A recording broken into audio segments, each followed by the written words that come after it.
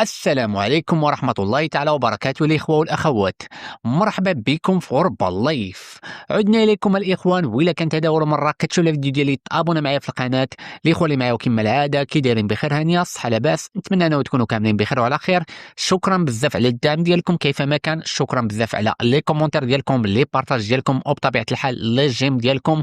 في هذه الحلقة عندنا مواضيع مهمة، غادي نهضروا الإخوان على الفيزا الإلكترونية ديال الأوروب اللي سمعتوا بها، غنهضروا الإخوان على طبيعة الحال البيرمي والتغييرات ديالو اللي غيكونوا في الأوروب، غنهضروا على داكشي اللي قال وزير العدل جيرالد دارمانا ومواضيع أخرى إن شاء الله كنتمنى أنها تعجبكم.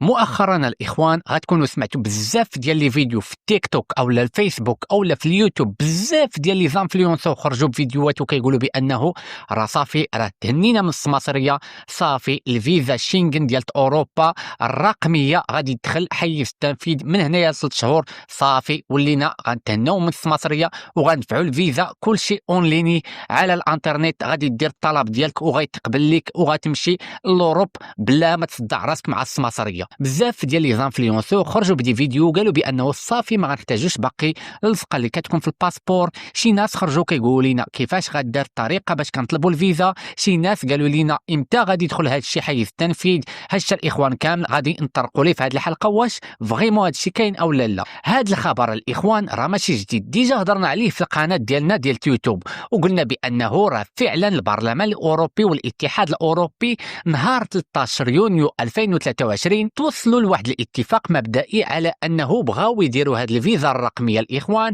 وقالوا بانهم بغاو يديروا واحد المنصه رقميه موحده اللي ممكن عباد الله من خلالها انهم يدفعوا الطلب ديالهم ديال الفيزا اونلاين. اذا هذا الشيء ماشي اشاعه الاخوان، الا انه في نفس الوقت ماشي حقيقه انه من هنايا ل3 شهور غادي تقدوا انه تسافروا بفيزا اونلاين، يعني تقدموا بالطلبيات ديالكم وانه صافي غادي يتسالوا السماسريه. ماشي حقيقه الاخوان، حيت باقيين مراحل كثار باش هذا الشيء يطبق على ارض الواقع. بعض المصادر كتقول انه التطبيق الكامل لهذه المنصه الموحده غادي يكون بحلول 2028 باش يمكن لعباد الله انه يدخلوا ليها ويدفعوا فيها الفيزات ديالهم من هنايا ل 2028، يعني ماشي من هنايا 6 شهور او 4 شهور او 5 شهور الاخوان. هذه المنصه الموحده لتلقي طلبات الفيزا الرقميه ما غاديش تكون متاحه لاي واحد، غتكون متاحه غير للناس اللي هما عندهم المعلومات ديالهم ديجا، يعني الناس اللي كانوا ديجا شادين الفيزات. اما بالنسبه لشي واحد اللي غيمشي يدفع لاول مره باش يشد الفيزا ديالته،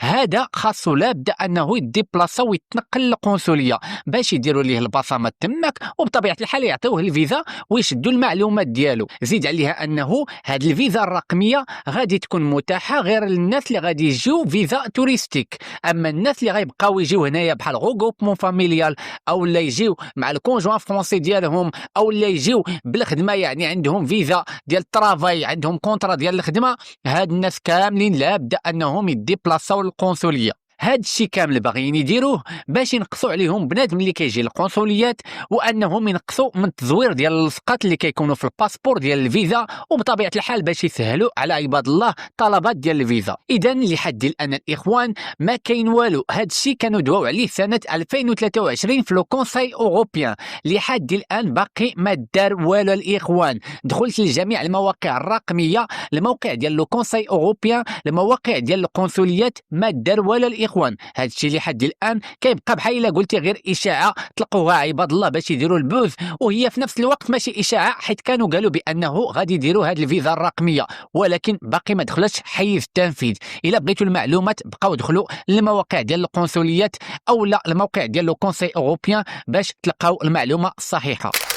كل عام كيموت تقريبا 20,000 واحد في حوادث السير في الاتحاد الأوروبي، وباش ينقصوا من هذا العدد قرروا أنهم يطوروا من نظام رخص السياقة. شنو غادي تبدل الإخوان في البيرمي هنايا في الأوروب؟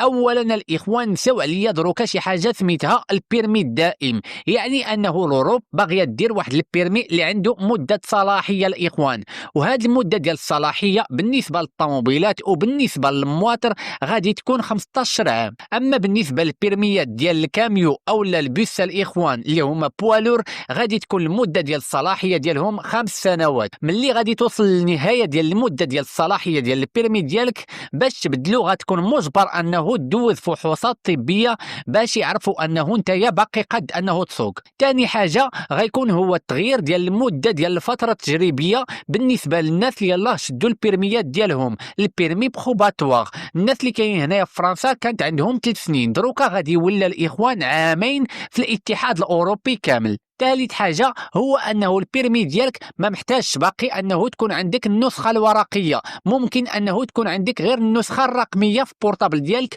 وممكن انه توريه لاي بوليسي في اي دوله اوروبيه. رابع حاجه اي مخالفه غديرها في شي دوله اوروبيه اخرى غادي تطبق عليك العقوبه ديالها في الدوله اللي انت ساكن فيها.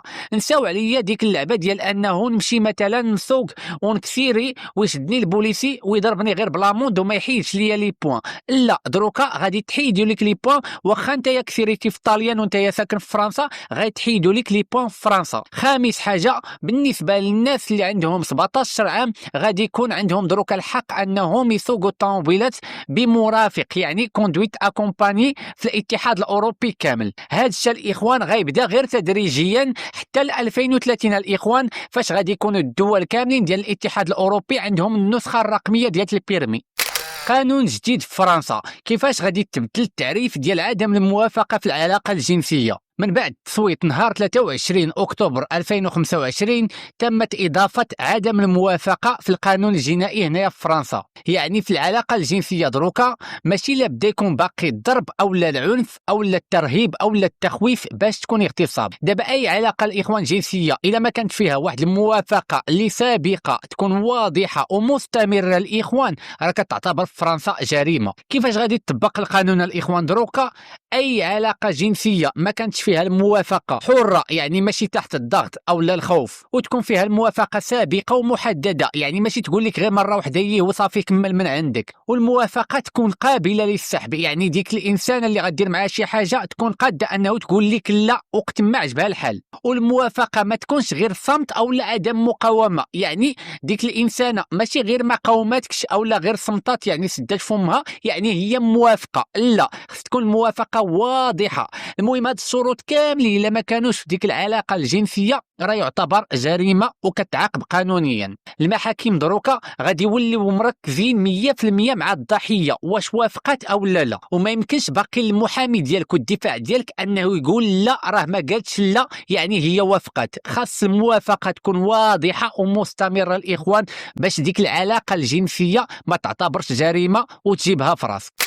اخيرا الاخوان غادي نساليو بعض التغييرات اللي دارهم جيرالد دارمانا وزير العدل. دابا هنايا في فرنسا الا تعديتي على شي واحد خدام مع الدوله، ملي كنقولوا خدام مع الدوله يعني موظف سواء في لا بريفيكتور او لا في الليسي او لا الكوليج او لا شي فرمليه او لا شي بوليسي او لا شي واحد كيروبريزونتي الدوله، الا تعديتي عليه او لا سبيتيه او لا ضايقتيه غادي يدخل الحبس لمده سنه كاصغر عقوبه، يعني لا بد انه دوز ديك عام الا تعديتي على شي واحد كيروبريزونتي الدوله الفرنسيه.